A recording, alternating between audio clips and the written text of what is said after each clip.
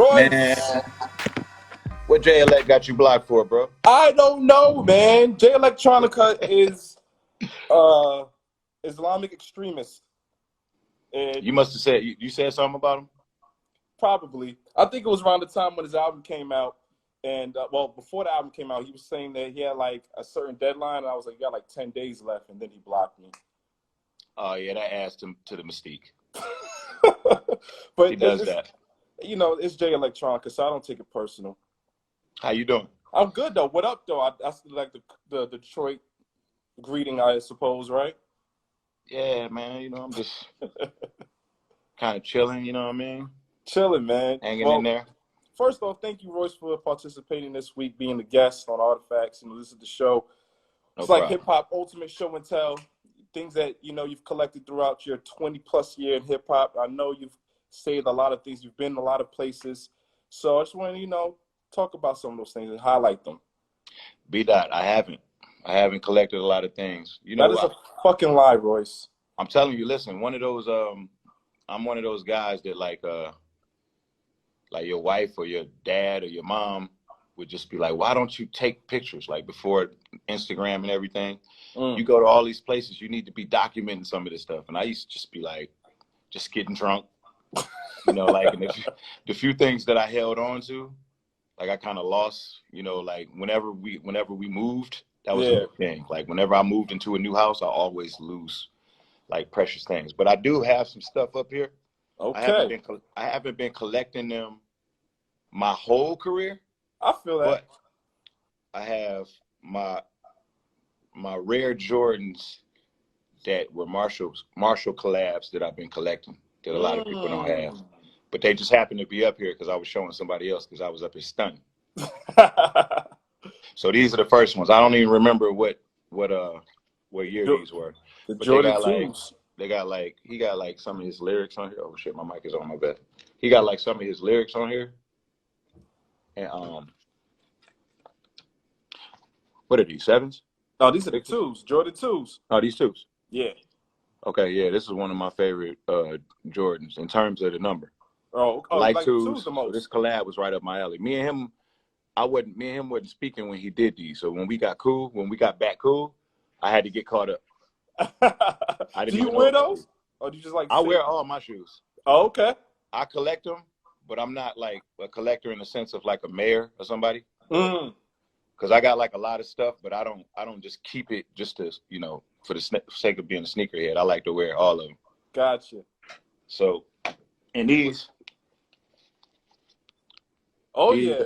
Everybody was hitting me up to get these. Khaled was hitting me up to get these. And he was like, look, my brother, if it's just something you can do. And I was trying my hardest. Khaled, if you see this, I was trying my hardest. And then next thing you know, I looked up and he was at a game and he had them on.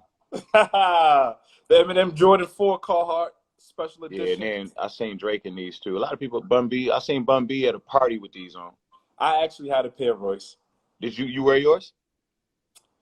Well, this is Artifacts. It's about you, but I'll tell the story. Yeah, me and Bun had a long conversation. He was like, look, listen, I wear my shoes. I don't know what the hell is going on with all this. So Bun has like a bunch of exclusive collector stuff, and he's like, he wear that shit every day. See, with my sneakers, before you show those, I'm going to tell you the story with my Jordan 4. So what happened was Paul gave them to me, and I think it was like around Christmas time. And I was like, oh, these is great, because I knew they were going up for auction, or they were going for big money. So I sat on them. I was like, you know what? I don't know. I'm just going to look at these for a long time, and maybe I'll wear them one day. So one of my OGs was like, yo, you got these sneakers? You need to sell those. I was like, yo, no one's buying these. They sat in my closet for a year. And at the time, I needed some bread. He was like, listen, just go to Flight Club, see what they do. I was like, all right, cool. So I went to Flight Club. I think it was in February, like of the following year. And like a month later, they sold for like $15,000. Oh, yeah. Because I was going to say, nobody's buying these. Who told you that? Yeah. So I had to do it. I needed the money. Sorry, Paul. So that's my story. But I wish I did have them now, though. Man, listen, you know how many people told me, like, yo, you could get a lot of money for those. Yeah. And I'm like, man, I could be down on my luck, because that could happen to any of us, especially in this business. I could be down on my luck. I could be losing my house. I could be losing everything, and I would not sell these shoes because they're gifts. The gifts, right? Now the other ones you just showed, the blueberry joints. Yeah. Oh man. So do you go straight to Eminem for them, or how does it work with you? You just I made them. I got the he had a pair that was at the studio, and I was going up there because when I first got sober, that's when I really got into collecting shoes. That's when I started really just like being up on everything and being interested in everything. So like he had one pair that was at the studio, and I was like, man, I think we were doing like a photo shoot or something, and he let me wear them, and then like one of my birthdays right after that, he gave me these. Oh wow. Eminem seems like Eminem seems like the type of guy that gives good gifts. Yeah, man. He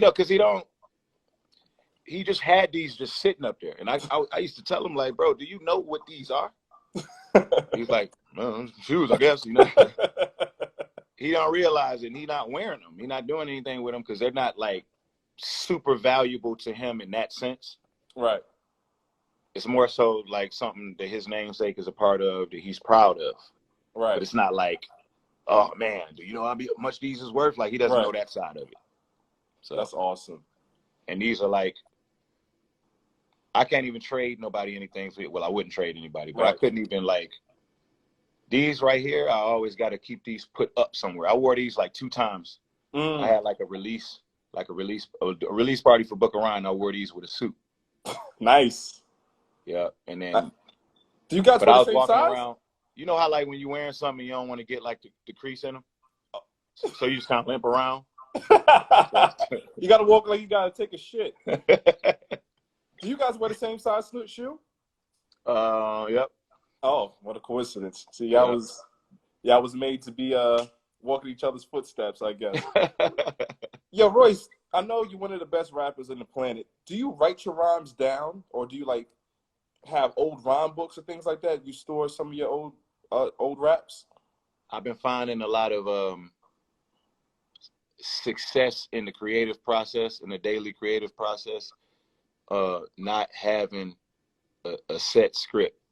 You know, like the more structured things start to feel to me, the more it feels like work and the more forced it feels. So I try not to say I do this particular way.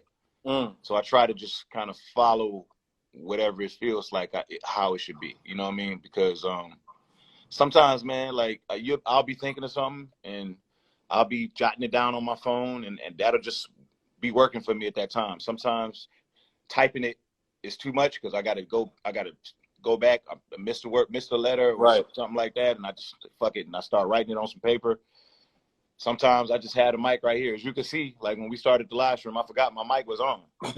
It's right here. So sometimes it's better for me to just look at Pro Tools, and then if I think of something, just say it right in the mic.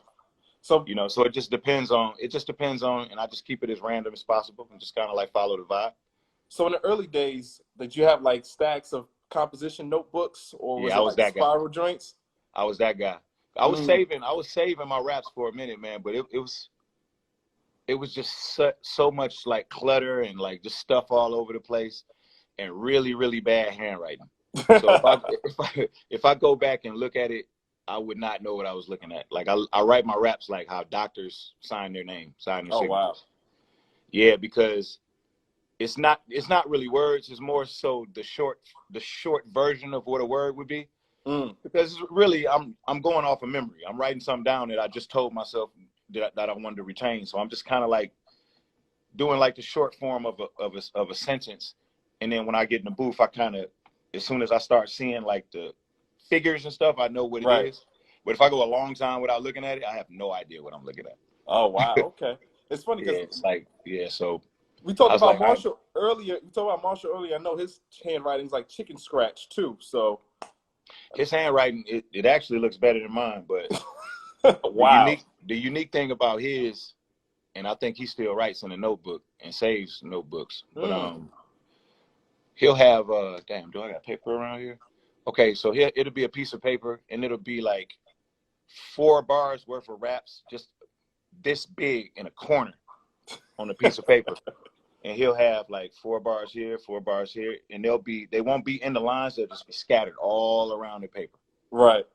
So if you listen to the way that he raps, the way that his affinity for connecting syllables, it's almost like if you just look at it in like 4-bar pieces, he can just kind of go all around the paper and just pick pieces to use. Or if he freestyling to something, he can just find it real quick on stage in the moment. You know what I mean? Because it's written like that. It's written already connected together. So, you know, you say one thing, it automatically jogs your brain to the next thing because they connect so well. Wow. So I think that's where a lot of those long verses that he's been doing comes from, because he doesn't want to let any of the syllable schemes go. Right. So though you say you don't collect a lot of things or you save a lot of things, but one thing I know you do save are your glasses, your frames. I know you have an affinity for Cartier, of course. I mean, that's a Detroit thing, right? Or you're just not exclusive to Detroit? Yeah, it's a Detroit thing. I mean, definitely being from Detroit is what made me more partial to Cartiers. Okay. The crazy thing is, my vision has been bad, like since I've been a little kid, and I was the kid in school who liked to sit in the back of the class and hated to wear the glasses. So I used to always get in trouble. I could never. Back when I was in school, for all of you youngins out there, back when I was in school, we had a chalkboard. So right. I could never see the chalkboard because I was always in the back. I hated wearing my glasses. My teacher used to like catch me not wearing them and then just make me put them on in front of everybody. Everybody would start laughing. And it was like after I got out of high school, maybe I started wearing them and I started loving them. So that's why I never got like corrective surgery or anything. It's just like I just love glasses now. So it's kind of everything you see, I don't care like how dark the frames are. Everything you see that I ever wear is always prescription. So I buy them. I got to go through the hectic process of finding the frames. Right. Then I got to make sure I know somebody that can fill the prescription, and it's usually some sort of custom, unique prescription. And that's like one of my favorite pastimes too. With the glasses, you had a lot throughout the years. Do you like keep them all? Do you give them to people, like so they could just fuck with the frames? A lot of my, well, not a lot of my Cartiers, but I've given away a few of my Cartiers. The only ones I've given away that people want are the Cartiers. Everyone wants the buffs. Like my young homies, like they love Cardis. Sometimes you can just have some stuff and just kind of be over it. Not that you don't think it's good, but it's just you kind of wore it already, and then it has like a certain stigma attached to it. You know what I mean? Right. Like, it started to be like a real sort of negative connotation to it. You know what I mean? A lot of people were using them to like flash in front of people, and kids were getting them snatched off their faces, and people were getting robbed for them and shit like that. So I stopped. I kind of fell back from just wearing them all the time. Okay. And then a couple of my young homies came in here, and I gave them some of the ones that I had because I knew I wasn't gonna really wear them like that. And then my little sister came to my crib one day and just took like 5 things, just never gave it back.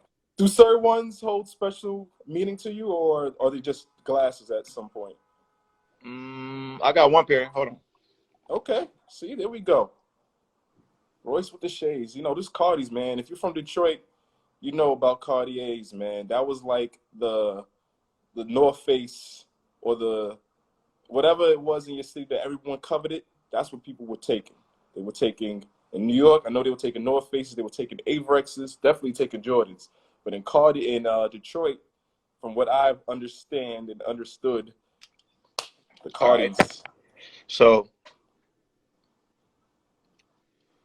these frames, these lenses are dirty. These I don't wear these that much because they always the few times that I wore these, they're hard to like. They're real easy to like come apart because of the screws and shit. Okay. And how like because there's no frame on them, you know what I mean? But I like them because they got stones on them. So you and these rhinestones, Royce. Yeah, this rhinestone Royce. Woo. But I usually like them. When it's like when I buy these with stones in them, I buy these from actual jewelers. Okay.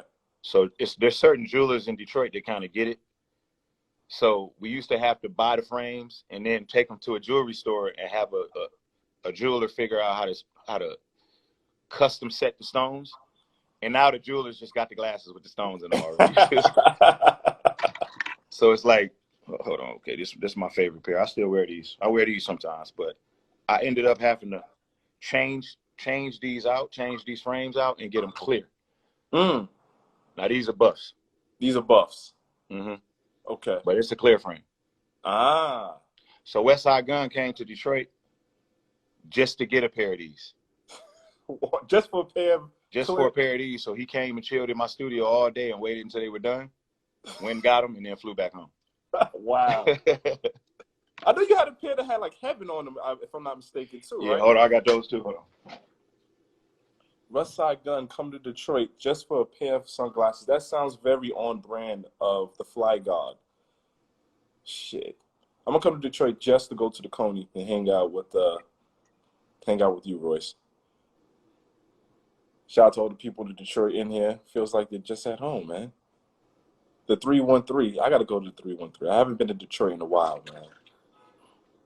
My only problem with these is that in order to get these done custom like this, to get like letters put on them. Yeah. Like it says heaven on one side and Cartier on the other side. If you get this, then you have to have that. I don't like that. I just don't like the labels like that. Mm. You know, like the stuff. I used to wear Gucci with all the G's on it and shit. Shit is hideous, man. But I like these because of this frame. It's like a diamond cut frame. Right. You see the edges? It's just as hard. Yeah. You want them on the album cover too, if I'm not mistaken, or am I making that up? On the album cover? Yeah. Which one? I don't know. Maybe I've just seen you wear them, and I thought they were on an album cover. I don't know. Maybe I'm wrong. I may have wore. You know what? I think I wore these when I interviewed with y'all, with you and Elliot. That's what it was. That's what it is. Okay. Putting two and two together. Royce, I also wanted to know, someone asked, do you happen to still have the bazooka on you? No, I don't have a bazooka. Royce, that's my vicious past, man. My vicious past. I still, I don't live my life that way no more, man. I'm peaceful, that stuff is just it's an arm's length away. Royce, where the fuck did you get a bazooka from? The Army and Navy store? Well, I had 6 of them. They were like I bought them from somebody, but it was just so they were like one shooters. You know what I'm saying? If you shoot it one time, then it's just a shell. So what I was showing was just a shell. Oh, okay. It had been shot already, but I had 5 other ones though. Oh my goodness. 5? Where are they now? They're around. Just in case. Nah, man, I don't want no problems with nobody, man. I'm a nice guy.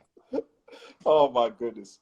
Before we get out of here too, Royce, I was just thinking about the Home and Home shows that Eminem and Jay-Z did. It's gonna be 10 years this September. I know you don't collect a lot of things. Do you have anything or any memories from those shows or during that whole run? Man, you know what? That show, those were some weird shows, man, because it's very difficult to exist in that kind of energy with two stars of that magnitude. People just act really weird. Yeah. You know what I mean? Like their presence just brings on like the weirdness out of everybody. You know, like security guards and shit. It's like, bro, what is wrong with you, man? Don't you know we will kill you? Nah. But it's like you had Hove and them like in their own compound on a whole other side. So I seen Hove one time, and I'm a Hove stan. Yeah. You know what I mean? So I go there thinking I'm gonna see Jay-Z and possibly be chilling and cracking jokes. Right.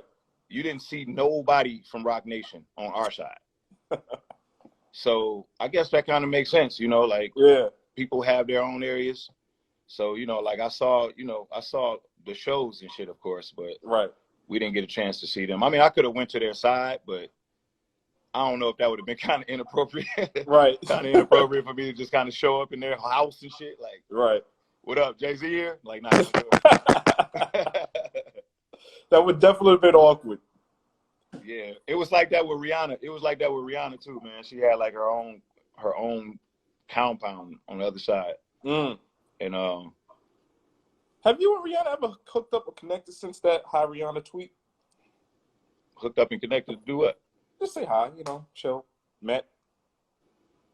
Nobody hooks up with Rihanna and just say hi. I'm just saying. I'm just asking. Nah.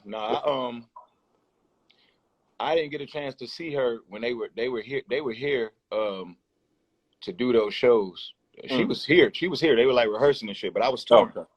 I was torn, and then I got back in time for the shows, and I literally, in order for me to go say hi to her, I literally would have been.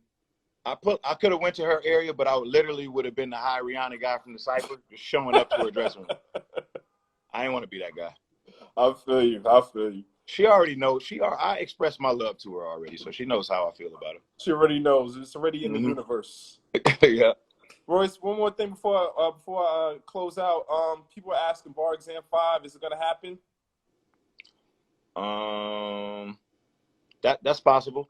Okay. That's possible. I mean, that's tough, man, because it's a lot of other things that I could do. And since I got a couple of options, that's kind of like what's slowing me down because I can't focus on one thing. But if I could get myself into a zone where I'm just rapping, just a rap, which I haven't really been getting a lot of fulfillment out of that kind of rapping lately. Yeah, I love to, man, because that's my favorite thing to do. Yeah, Bar Exams is fire. That's my favorite thing to do, man. Whenever I feel those urges, I love going with that. But right now, I'm just really, really distracted. I'm really triggered. It's a lot of fucked up shit going on in the world, and I just don't want to just be rapping about bullshit just to be doing it. Right. Well, in the meantime, we got all the hits, the classics from you, Royce, including Allegory. One of the best of it was crazy how we did our interview with Elliot in March, and it seems like that was 10 years ago. So, because so much has changed. Exactly. The world has changed. But, you've stayed the same, Royce, and I appreciate you for checking in with us, man. Shout out to Royce. Thank you once again. Anytime, my brother. Love and respect always, man. Absolutely, man. Appreciate you. Peace. There you go. There you go. Another episode in the books. Royce the 5'9", man. Showed off some of those Eminem sneakers, Jordans. I had to pay. I missed mine. And also showed us some of the Cartiers. I know some of y'all got some, maybe some of y'all don't. Either way, we'll be back. Hopefully, maybe tomorrow. Cross my fingers with one of my favorite rappers. Hopefully, maybe might be checking in tomorrow. And in the meantime, in between time, please subscribe, like, share, tell a friend. Shout out to Elliot in the building. To the YouTube link to the channel, and I'll check back in maybe with you guys tomorrow. In the meantime, shout out to New Face, shout out to Dennis, shout out to Gia, Elliot, we gotta get back to work, Elliot. We gotta get back to work. Shout out to Nicole, shout out to everybody here. New Face, of course, always checking in. And I might be back tomorrow. Cordell was good. All my Detroit folks. Might be back in tomorrow, maybe, but definitely be on here at 8 o'clock tonight with Von Sue Thompson, and we'll be shooting the shit. Get you guys back up in a few. Peace.